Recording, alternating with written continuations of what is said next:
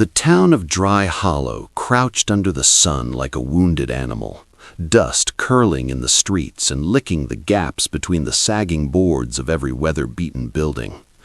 The wind carried a smell of scorched earth and horse sweat, mingling with the faint tang of gunmetal and stale whiskey, and in the heat haze of mid-afternoon, the town seemed suspended between despair and violence, waiting for someone, to disrupt its brittle order. Samuel rode in on a gray horse whose ribs showed faintly beneath matted hair, each hoofbeat pressing a rhythm into the dry ground. He did not tip his hat, did not speak to anyone. The few onlookers ducked behind doors or peered from cracked windows. He carried a quiet weight, the kind men notice in the jaw, in the slant of shoulders, in eyes that have seen too much yet betray nothing. Behind him was a past no man wanted to revisit, a daughterless widow, a town auction, a rope, and a silence that had gnawed at him for years. Samuel carried that silence with him like a cloak, and it made him steady, patient, deliberate. The Broken Spur Saloon sat at the edge of the main street, its sign swaying on a crooked nail, half hidden in shadow. Samuel dismounted without hurry, the horse stamping its hooves into dust, and pushed open the swinging doors. Inside, the air was thick with heat and the stench of sweat and spilled whiskey. Men hunched over poker tables, teeth bared in grins that didn't reach their eyes, while a few cowhands leaned against the bar, nursing cheap drinks and older grudges. A ceiling fan creaked lazily, stirring the staleness but accomplishing little against the desert heat. He noticed her immediately. Clara. She pressed herself against the far wall, as if trying to vanish into the peeling plaster. Her copper hair, dulled by dust and sun, fell over her shoulders, and her dress, once fine, now faded and wrinkled, spoke of stolen privilege. Her wrists were marked by faint abrasions, the kind made by long hours of constraint and vigilance. She glanced up only once, catching Samuel's eyes, and for a brief instant there was a spark, recognition of an ally, though neither knew each other. Around her, men laughed too loudly, leaned too close, touched her shoulder with fingers that claimed ownership she had never consented to give. Samuel ordered whiskey and didn't move. He didn't need to. The room seemed to contract under his presence, the poker players' laughter faltering, their swagger slipping into caution. The largest of the men at the table, a red-faced brute with shoulders like a barn door, leaned toward Clara again, a predator confident in his impunity. She stiffened, lips pressed together, eyes flickering to Samuel, as if seeking refuge in the mere fact of his stillness. Samuel's jaw tightened. He didn't speak at first. He only let the weight of his gaze settle over the men like a loaded gun.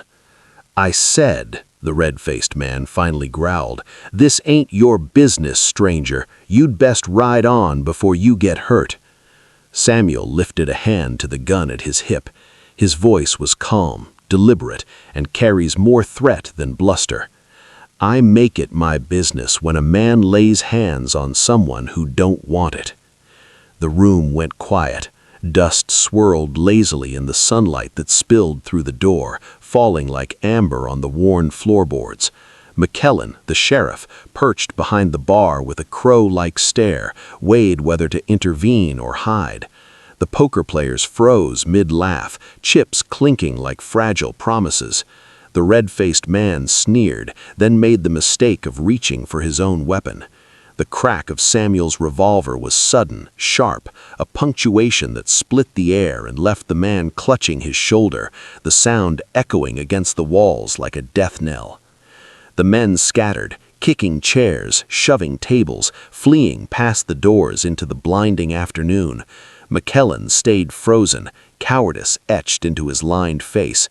Samuel turned to Clara. She didn't speak. She only looked, wide-eyed, trembling, as if not believing the sudden mercy she'd been given. He said simply, "Because someone has to." He offered her a hand without hesitation, and she took it, trembling, but steadying herself against him as they stepped outside. The town lay behind them, oppressive, sun-baked, its corruption folded into the shadows of its wooden buildings. Samuel swung into the saddle, dust rising in clouds around their boots. Clara climbed after him, hands gripping him like an anchor, and together they rode into the desert, the wind hot and dry, carrying the faint tang of sagebrush and sand. They rode in silence, broken only by the occasional creak of leather and the rhythmic beat of hooves. Every mile pressed them further from Dry Hollow, but also deeper into the unyielding expanse of the West, where morality was measured in who drew fastest, who survived longest, and who could endure the loneliness without breaking. At night, they camped beneath stars so vast and brilliant that it made the desert feel both infinite and intimate. Samuel built the fire slowly, deliberately, letting the sparks rise and fade. Clara finally spoke, voice trembling. Why help me?" Samuel stared into the flames. Memories came unbidden. Another girl, another town, another rope, another silence. He saw her father's face in the firelight, felt the weight of his own helplessness, and realized some wrongs could not wait for law, could not wait for mercy. "Because someone has to," he said again, and there was no need for more explanation. The fire crackled, and in its glow, Clara felt a fragile hope for the first time in weeks, a hope as real and sharp as the desert night around them. Days passed. The trail was unrelenting, dry washes and scrub, canyon passes and rattlesnake-haunted plains. They encountered men who sought to reclaim Clara, who saw her as property and Samuel as an obstacle, and each encounter tested not just their courage, but their trust in one another. Samuel's calm, measured violence was a stark contrast to the world's cruelty, and Clara began to see that courage was not loud or flashy, but deliberate and unwavering. Along the journey, Samuel's own humanity unfolded, not in grand gestures, but in small acts, sharing water, mending a torn saddle, ensuring Clara slept on the softer side of the blanket. Each act was a small defiance against the brutality of the West, a small redemption carved in dust and sweat.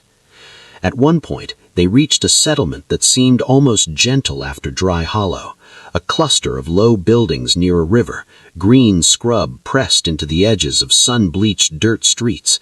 Yet corruption had its roots everywhere.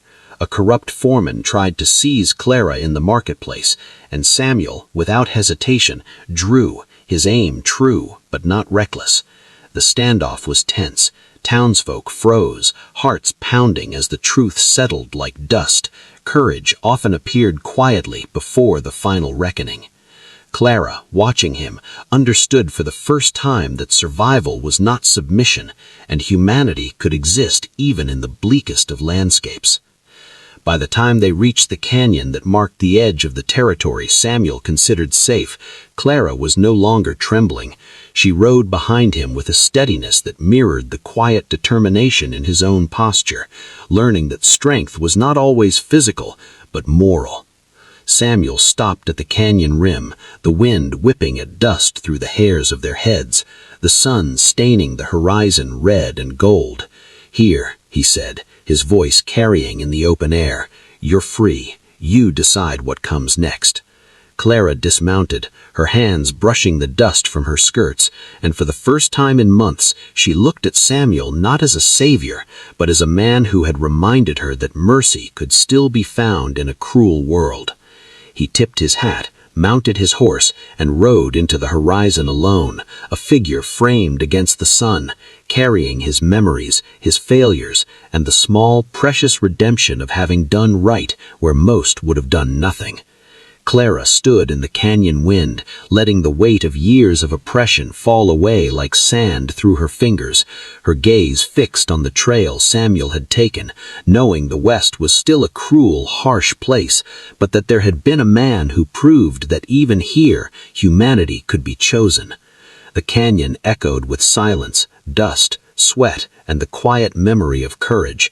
And somewhere beyond the horizon, Samuel rode on, carrying the unspoken truth that years of darkness ended not with fanfare, but with deliberate, patient acts of justice that could ripple across the lives of those brave enough to reach for them. And as Clara turned towards her own path, she understood that hope, like the desert wind, could carry even the faintest spark into a world determined to snuff it out.